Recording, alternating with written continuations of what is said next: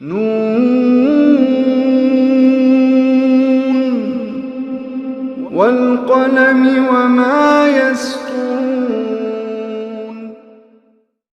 الحمد لله الذي لم يزل عالما قديرا حيا قيوما سميعا بصيرا، ونشهد أن لا إله إلا الله وحده لا شريك له، ونشهد أن محمدا عبده ورسوله. أعوذ بالله من الشيطان الرجيم، بسم الله الرحمن الرحيم. والعصر إن الإنسان لفي خسر إلا الذين آمنوا وعملوا الصالحات وتواصوا بالحق وتواصوا بالصبر. قرآن کریم کی جو آیت مبارکہ ابھی ہم نے تلاوت کی ہے،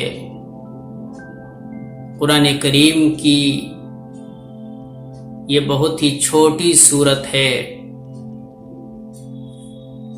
حضرت امام شافعی رحمۃ اللہ علیہ فرماتے ہیں، اگر کوئی انسان صرف اس چھوٹی سی سورت پر غور و فکر کرے تو اس کی زندگی سنوارنے کے لیے یہی سورت کافی ہے.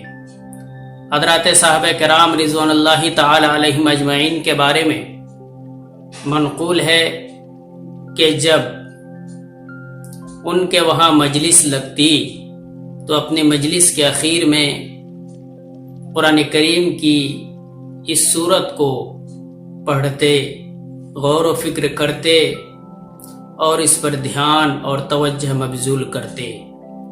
قرآن کریم کی یقیناً بہت ہی چھوٹی صورت ہے یہ، لیکن اگر آپ اس پر غور و فکر کریں گے تو سمجھ میں آئے گا کہ انسان کی پوری زندگی کو سنوارنے کے لیے یہی ایک چھوٹی سی صورت کافی ہے.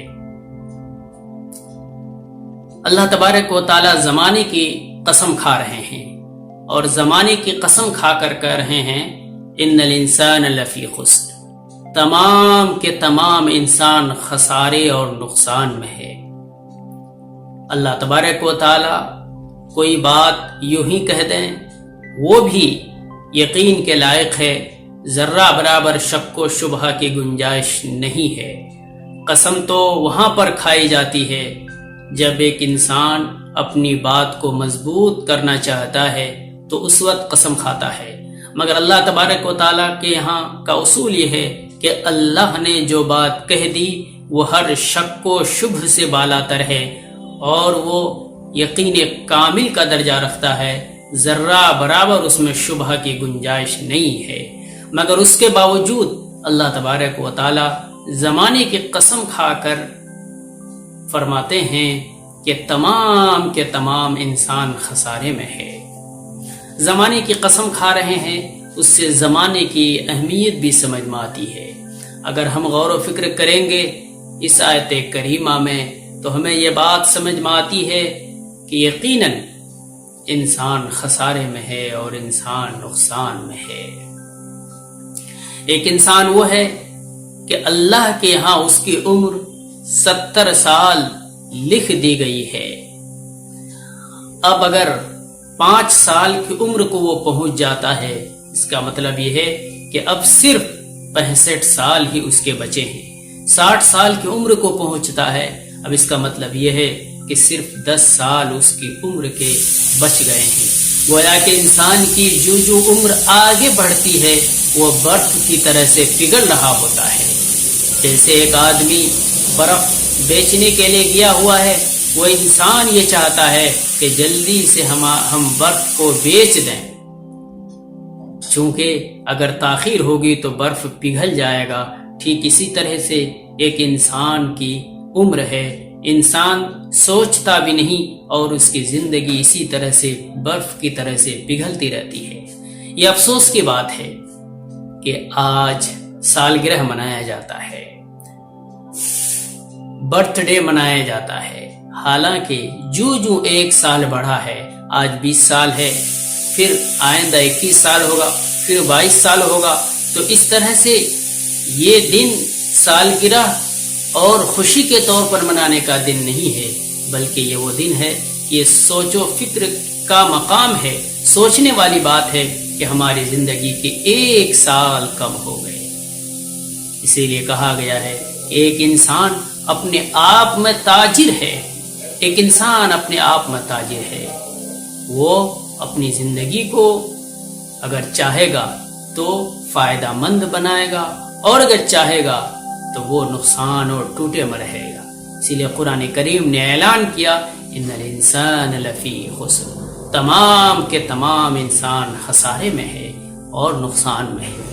الا الذین آمنوا وعملوا الصالحات، ہم اگر وہ نقصان میں نہیں ہے کہ جس کے اندر 4 باتیں پائی جائے. ایک تو یہ ہے کہ ایمان لایا ہو، دوسرا یہ ہے کہ اچھا عمل کیا ہو، نیک عمل کرتا ہو، تیسرا ہے وتواصوا بالحق، دوسروں کو حق کی وصیت کرتا ہو، چوتھا وتواصوا بالصبر، لوگوں کو صبر کی تلقین کرتا ہو. 4 باتوں کو قرآن کریم نے بیان کر دیا. ایک انسان وہ ہے جو راستے میں چل رہا ہے، چلنے کے ساتھ وہ ایک کانٹا کو دیکھتا ہے. ایک آدمی وہ ہے جو کانٹا کو کچلتا ہوا آگے بڑھ جاتا ہے. دوسرا انسان وہ ہے جو اسی کانٹے کو اس کے صحیح جگہ پر رکھ دیتا ہے تاکہ آنے جانے والے کو دشواری نہ ہو. اس میں کوئی وقت خرچ نہیں ہوا، کوئی وقت نہیں لگا، مشکل سے 2-3 سیکنڈ کا وقت لگا ہوگا کانٹے کو اٹھانے میں، مگر نیکیاں اس کے نام اعمال میں لکھ دی گئی. اور ایک نیکی آپ کی نظر میں بھلے ہی اس کی کوئی اہمیت نہ ہو، مگر اللہ کے رسول پیارے نبی محمد مصطفیٰ صلی اللہ علیہ وسلم ارشاد فرماتے ہیں کل حسنۃ بعشر امثالھا، یعنی ایک نیکی کریں گے وہ 10 گنا تک پہنچ سکتا ہے. 10 گنا تک، ایک نیکی کا ثواب 10 گنا تک آپ کو پہنچ سکتا ہے. اسی لیے ایک انسان اپنے آپ میں تاجر ہے. انسان کی زندگی تجارت کے مانند ہے، چلتے پھرتے اٹھتے بیٹھتے سوتے اگر وہ اللہ کے ذکر میں مصروف ہے، اللہ کو یاد کرتا ہے، سبحان اللہ، الحمدللہ، اللہ اکبر، لا الہ الا اللہ پڑھتا ہے، وقت خرچ نہیں ہوتا اس میں الگ سے، مگر اس کے باوجود اس کے نام اعمال میں نیکیاں لکھی جاتی ہے، اور ایک عمل اس کے 10 نیکیاں لکھی جاتی ہے. قرآن کریم نے اسی لیے اعلان کیا ہے کہ انسانی زندگی بھلے ہی نقصان میں ہے، مگر وہ اپنی زندگی کو کامیاب بنا سکتا ہے. ایک تو ایمان لا کر، دوسرا اچھا عمل کر کے. مگر ایمان اور صرف عمل صالح کافی نہیں ہے. وتواصوا بالحق، دوسروں کو حق کی وصیت بھی کرتا ہو، جو صحیح بات ہے وہ لوگوں تک پہنچائے، جو برائی ہے اس سے روکے. وتواصوا بالصبر، اور لوگوں کو صبر کی تلقین بھی کرتا ہو. ایسا نہیں کہ اگر تھوڑی سی مصیبت آئی تو اللہ سے شکوہ شکایات کرنے لگا. وتواصوا بالصبر، لوگوں کو صبر کی تلقین کیا کہ نہیں، گھبرانا نہیں ہے، حالات سے گھبرانا نہیں ہے، بلکہ اللہ کی طرف رجوع ہونا ہے. اسی لیے جب کوئی مصیبت آتی ہے تو قرآن کریم میں حکم ہے آپ پڑھیے انا للہ و انا الیہ راجعون، میں اللہ کے لیے ہوں اور اللہ ہی کی طرف لوٹ کر کے جانا ہے. قرآن کریم نے ہمیں یہ پیغام دیا کہ ہمیں 4 کام کرنا ہے. ایمان لانا ہے، عمل صالح کرنا ہے، حق کی وصیت کرنا ہے، صبر کی تلقین کرنا ہے. اس وقت NEP new education policy Modi حکومت نے پیش کیا ہے. نئی پالیسی، نیو ایجوکیشن پالیسی پر ہمیں غور و فکر کرنا چاہیے، اور غور و فکر کرنے کے ساتھ ہمیں اسکولی نظام کو مضبوطی کے ساتھ ہمارے بچے جو اسکول میں پڑھ رہے ہیں وہ دین اسلام پر کیسے قائم رہیں اس پر ہمیں سوچنا چاہیے. یہ نیا ایجوکیشن تعلیمی پالیسی میں اگر آپ غور و فکر کریں گے تو آپ کو یہ بات سمجھ میں آئے گی کہ آنے والا 10 سے 12 سال ہمارے لیے بڑے خطرناک ثابت ہو سکتے ہیں. ہمارے وہ بچے جو اسکولوں میں پڑھ رہے ہیں، ہمارے وہ بچے جو اسکولوں میں پڑھ رہے ہیں، بھلے ہی وہ IAS بن جائیں، UPSC کا امتحان پاس کر لیں، وہ ڈاکٹر بن جائیں، انجینئر بن جائیں، وکیل و جج بن جائیں، مگر حقیقت یہ ہے کہ ان کے دل اسلام سے اور تعلیمات اسلامی سے بالکل خالی ہوں گے۔